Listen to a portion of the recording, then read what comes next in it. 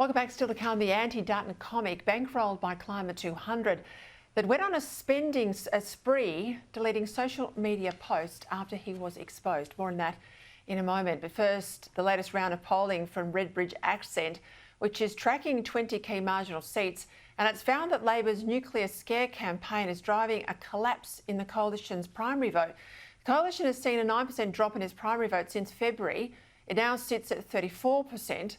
However, Labor's primary has only risen 2 points from 33 to 35 over the same period of time. Joining me now to discuss this and the campaign more broadly, Director at Redbridge, Samaras. Well, just on that nuclear point, it's not being transposed away from the coalition and into Labor's column. Where is it going? Going to minor parties. It's fairly effectively the story, I think, of the major parties' problem going forward. Every time they run a campaign against each other, all they're doing is amplifying their own flanks.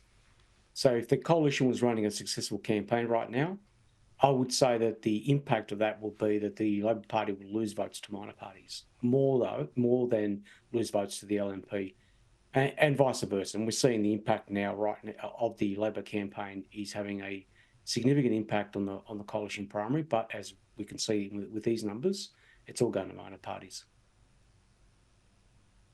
What about the $600 billion number that Labor's got out there as the cost of this nuclear plan for the coalition? It's completely fanciful.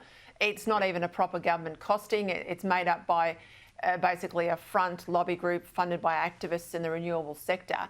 But it's critical because I got around 4 or 5 marginal seats on the weekend. I saw a lot of billboards on highways as well, constantly referencing this $600 billion being ripped out and saying if Dutton needs that money for nuclear, he's going to cut all these things that you care about. That's deadly. Yeah, that's right. And really what they're doing here is they're using the nuclear debate as the hook. The real impact is the word that cuts. So basically what Labor was desperate to get their hands on is a narrative that the coalition, if elected, will go back to what some of these voters think will be form, which is they'll cut certain services and programs to fund their policies. And that's fundamentally what their mission's been all about, and it's working for the Labor base.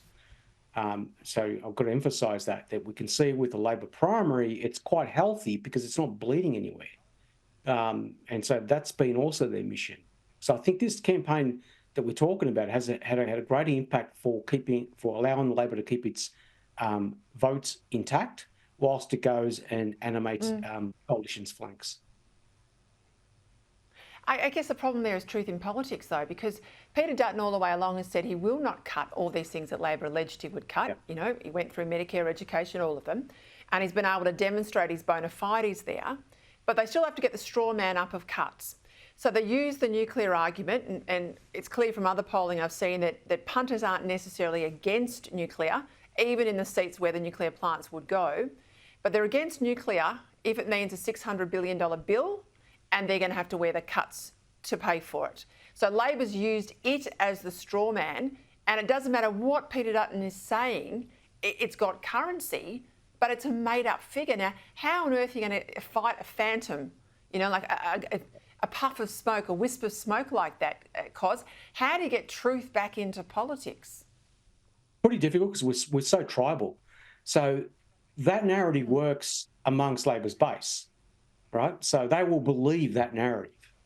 But the voters that the coalition are losing right now to minor parties, I don't reckon it's because of this. I think there's something else going on here. So what's happening, do you think? What do you think's happening? Yeah, I think there's a lack of economic narrative coming from the coalition, which is upsetting a lot of, I would say, younger voters who do vote for the coalition, particularly in regional Australia and parts of our large cities. Now, so that means they can get them back pretty quickly. Yeah, they're running out of time. So looking at the types of people that have left the coalition since February, the majority are under the age of 50, and they're not listening to Albo's campaign. They're not interested. Right? They're going off to minor parties, and so getting them back should be not easy, but easier because they are more culturally attuned to listening to conservative voices.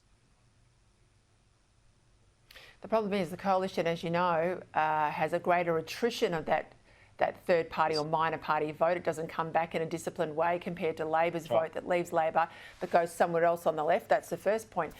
But 2 weeks to go. I mean, you've really got to get your skates on. And I think the two biggest arsenal weapons you have, your Treasurer, in the Coalition's case, Shadow Treasurer Angus Taylor, your Shadow Defence Minister Andrew Hastings. Well, where are they in the campaign? They're the two equities that news polls say the Coalition's got. Well, I can hardly see either men fronting anything much at the moment. But I want to know why there's been such a fall away in the Coalition's vote in Victoria. What's happening there?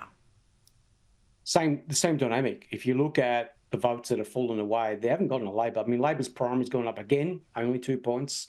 They're up to about 30, which is still very low. I mean, they ended up on 33 at the last federal election in Victoria in 2022. So they're still down. But again, the majority are going to minor parties. Same trend. And again, in this case, it's occurring in outer suburban areas, but also our middle and urban areas of Melbourne as well. So same dynamic, only it's more pronounced. Gosh, I hope people wake up and don't send their vote to Palmer. We'll see what happens. Thanks, Cos.